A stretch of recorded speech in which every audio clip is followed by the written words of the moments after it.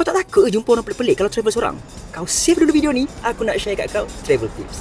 Kau tahu tak, waktu aku travel seorang, aku jumpa macam-macam orang dengan macam-macam cerita. Contohnya owner guest house ni. Waktu aku kat Hanyai, aku duduk dekat guest house pakcik ni. Ya, dia pakcik. Umur dah 50 lebih tapi gaya memang macam orang muda. Aku jumpa guest house dia ni pun dari app booking.com. Waktu tu aku tengah compare dengan harga tempat lain.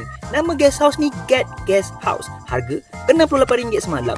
Location strategik, siap ada 27E yang walking distance. Bilik just nice untuk budget travel.